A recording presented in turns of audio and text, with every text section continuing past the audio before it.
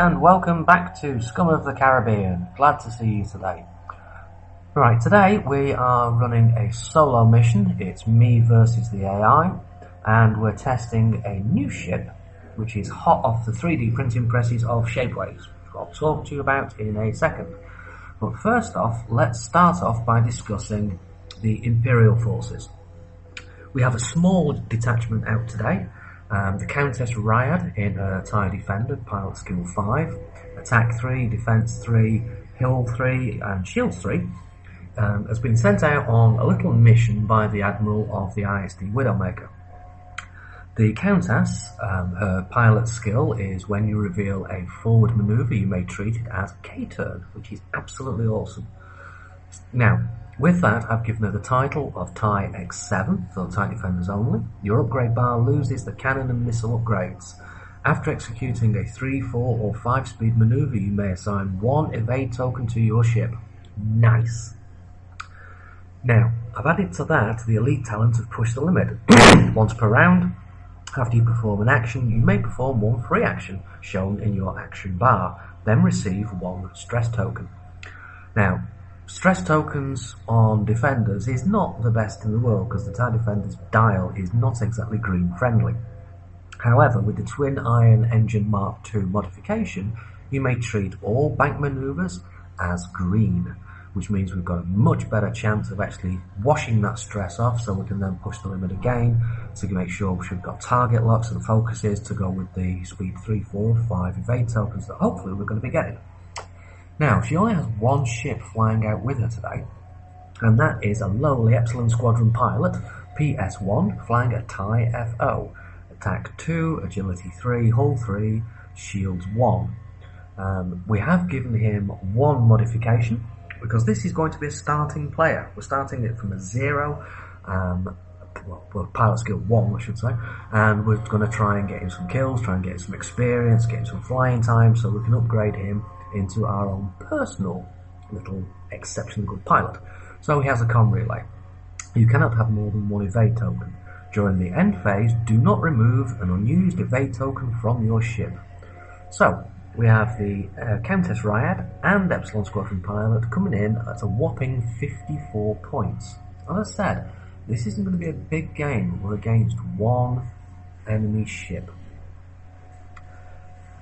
The YV-929 is basically a flying brick, but I love it. I think it's an absolutely wonderful looking ship. So when I found it on Shapeways through Mel's Miniatures, there'll be a link at the bottom, so it'll take you to the page. I decided I wanted one. I've got it. I've not painted it yet because, to be brutally honest, I can't paint to save my life, and it's practice time I need before I even think about painting this damn thing. So it's going to be flying in its native black to start with. I hope it comes out on the video okay, but we'll find out later. Now, let's go through the YV-929. It has an attack of 2. It uses a forward 180 firing arc. If you look at the actual model or the picture of the model, you can see right underneath where the cockpit is, there is a turret. So that is one of its 2 turrets, and that one gives it the ability to fire 180 degrees, exactly the same as the Hound's Tooth, the YV-666. It has an agility of 1. If you look at the model, it's not exactly an agile looking ship. A hull of 6 and shields of 5. Now, its action bar, it gets a focus and a target lock, and for its upgrade slots we have illicit, cannon, missile, turret and 2 crew slots available. So this thing can be kitted out in a massive range of options. It's like playing Russian roulette or smuggler's roulette, because you've got no idea really what you could be facing when the model's put down on the board. Now, the pilot we're going to be using today is a lady called Mirax smuggler from a smuggling family. Her father was a smuggler before her. Unfortunately, the lady does end up marrying Corin Horn, one of the rebel Jedi people, so she stops being a scum smuggler at that point. But as pilots go, she's scum, so she's flying as scum. Now, her ability as an AI flying her at the start of the combat phase, if the AI is within 2 or more enemy firing arcs, range 1 to 3, it gains 1 additional focus action. That's an additional. So for her natural action, she might have selected a focus. And then at the start of combat, if she is in 2 or more enemy firing arcs, she'll gain another focus. So that's pretty decent. 2 focus tokens. She can use 1 for attack and 1 for defense. Now, on attack, I decided to give this particular build a TLT. So we've got a twin laser turret. Attack dice of 3, range 2 to 3. And obviously, with it being a TLT, you get to perform the attack twice, even against a ship outside your firing arc. Each time the attack hits, the defender suffers 1 damage, then cancel all dice results. I love TLTs. I think they're wonderful. They just do insane amounts of long-term damage. They're a slow play. You're not going to get criticals from them, but they're just hammering damage with attacking twice. Now, for one of the crew slots, Scum of the Caribbean, we have some upgrade cards. They're homebrew. They're not obviously sanctioned in any way by FFG or Lucas, but we like this particular card. Now, it's called Turret Gunner. It's limited to 1 per ship. You may fire an equipped turret weapon before your primary attack. Before your primary attack.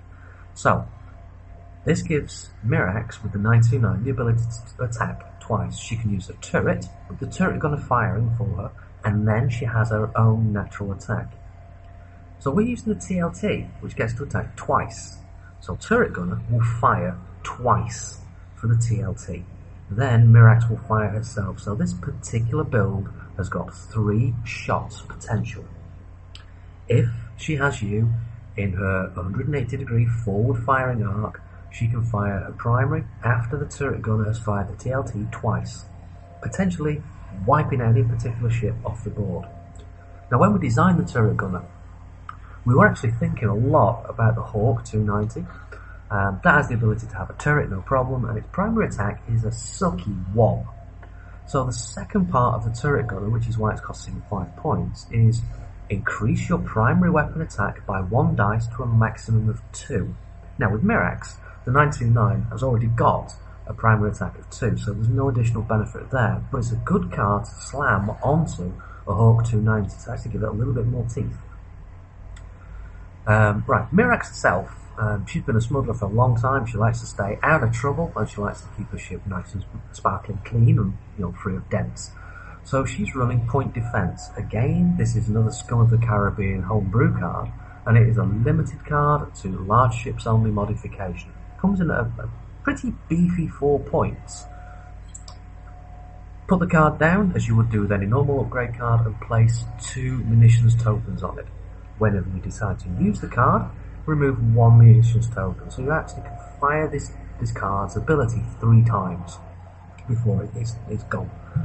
Now, as a player, if you equip this onto one of your own ships, you obviously get to choose when you're going to fire point defense. For the AI though, we have to put in some stipulations so the AI understands when it will use this particular ability. And for the AI, it is at the start of combat phase. If the AI is within 2 or more enemy firing arcs, it will use point defense. And that's at a range of 1 to 3. So, point defense, at the start of the combat phase, increase your agility value by 1 and remove 1 red target lock from your ship. Agility increase only lasts until the end of this combat round. Now, big point to note here, I specifically designed it with end of combat round in mind. There are some ships, Core and Horn being particularly one of them, who could double tap, but his double tap comes at the end phase. Now, if you're against Core and Horn and you're running point defense, please remember this is going to disappear at the end of the combat round, not the end of the end phase. So, if this ability is triggered, let's say Mirax is in the firing arc of 2 enemy ships or more at range 1 to 3, she first gets an additional focus token from her own pile of ability. She then removes 1 red target lock from a ship and increases the ship's agility from 1 to 2, making it pretty difficult to actually deal some damage to this girl. So, let's see how we get on with that. 2 more upgrades to talk about. Black Market Slicer Tools. Her actions are determined by several things. The AI's dial, when they select the target at the beginning of their movement phase, the AI will select the target and it will automatically get a target lock on the enemy ship as long as the enemy ship is in range 1 to 3. And that's who she's going to be flying towards. She then does a maneuver. As long as the maneuver is not a red, she has the ability to either use a focus token or get a target lock. Now she's already got a free target lock, so the girl is going to be adding one free focus token unless she is in range 1 to 2 of a stressed ship. If it's a stressed ship in range 1 to 2, she will roll 1 attack die as her action. On a hit or a crit result, remove 1 stress token from the bad guy and deal it 1 face down damage card. A measly 1 point for an ability that I think you can get some serious mileage on. The last upgrade card that we're running on the 929 for her is Anti-Pursuit Lasers. And again, it's another large ship only modification. After an enemy ship executes a maneuver that causes it to overlap your ship, roll 1 attack dice. On a hit or crit result, the enemy suffers 1 damage. So we're trying to keep her as safe as possible and still inflict maximum damage. So if you run into her, you stand the chance of getting hit. If you're stressed and you're anywhere near her, you stand the chance of getting a face down damage card. If you are vaguely anywhere near her, potentially, especially if you're in her 180 degree forward firing arc, you've got 3 shots coming your way. A whole world of pain. So, let's see how this gets on and plays.